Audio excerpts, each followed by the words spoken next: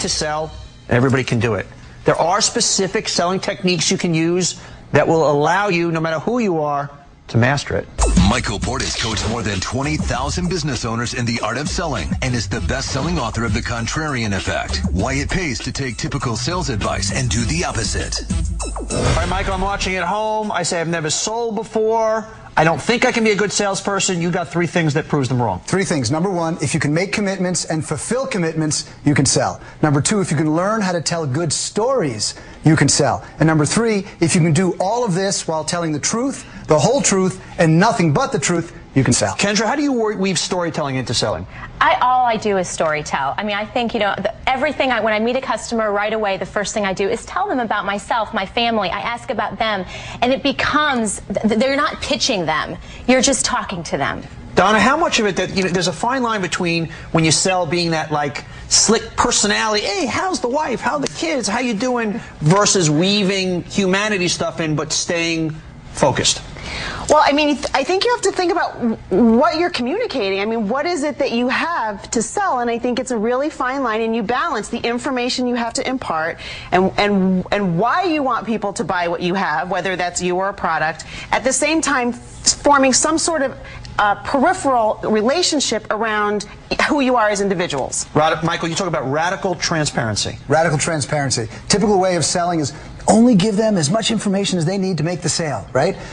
This day and age doesn't go. I can go onto Google and I can find out everything that, probably more about you than you even know about you on Google, right? So radical transparency. In fact, show your whole sales cycle. Show everything. Show the flaws, show what works, show everything. Mm-hmm. And you also talk about the velvet rope principle. Yeah, the red velvet rope policy.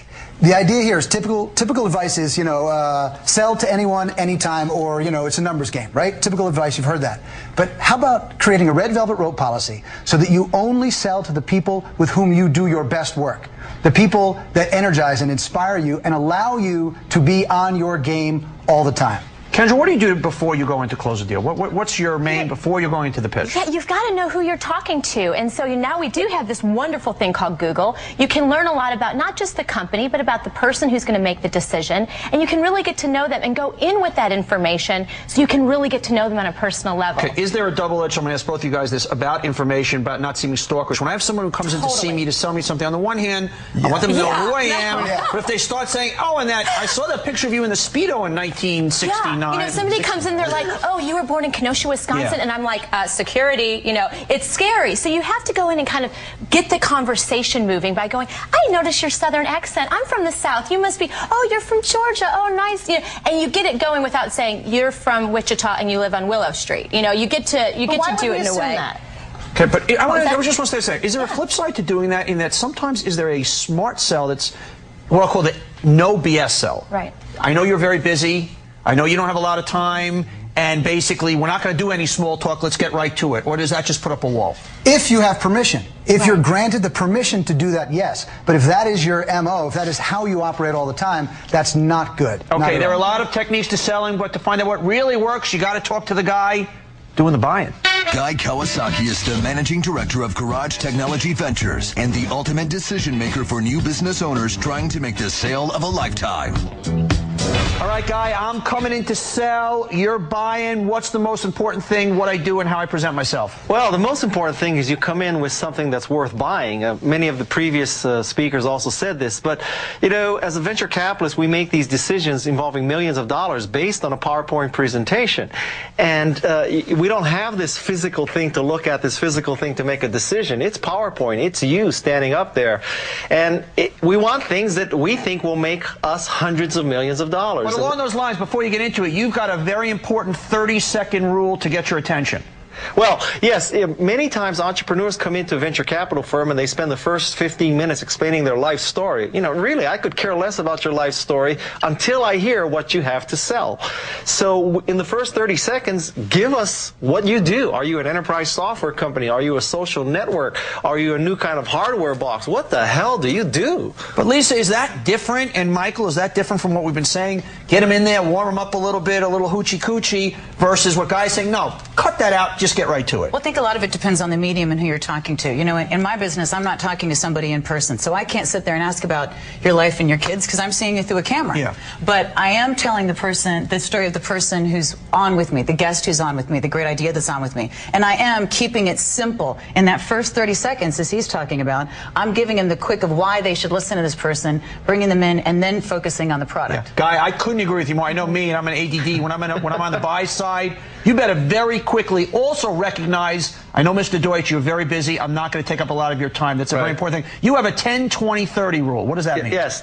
The 10-20-30 rule is the rule of pitching using PowerPoint. Basically, my theory is that you should have no more than 10 slides. You should be able to give these 10 slides in 20 minutes, and there should be no font smaller than 30 points, i.e. a big font. And if most entrepreneurs would just follow the 10-20-30 rule, they'd be better than the bulk of what we see. Guy, how is it important for somebody to be asking for the order at the end? There's a lot of, people sell and they don't know how to close. What do you want to hear from a seller at the end of the meeting? Well, in my circumstance, you don't make a decision in real time. Yes, I'm going to invest $1 million in your company. It happens over the course of several months. So in the venture capital game, what you're looking for is not to be eliminated as opposed to be accepted. So the next step after a pitch to a venture capitalist is due diligence. I want to find out more about you as opposed to here's the purchase order, here's the check, where do I mail it? That's not how my game is played. Donna, tell me about, okay, Mike, you want to jump in, the close. Winston Churchill once said only one link in the chain of destiny can be handled at a time. And if you try to go too fast through that chain, it's going to be a train wreck.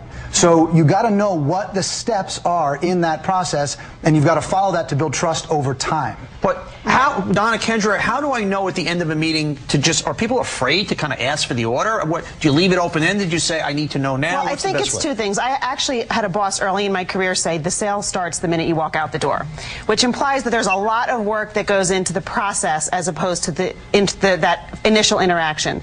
But the other thing I would say is that it's perfectly reasonable to say, is this something that might interest you?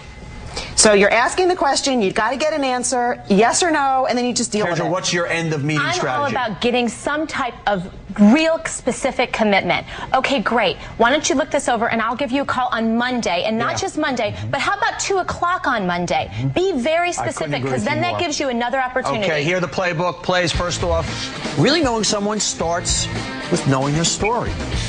Before the sale, get to know your customer, but do not oversell. Make the most of your first 30 seconds. Explain what you're doing there. And don't be afraid to ask for a commitment. Go for it. Put that stake in the ground. More big ideas straight ahead. You can master the most powerful force on earth, the power of persuasion. People make decisions about you before you even open your mouth.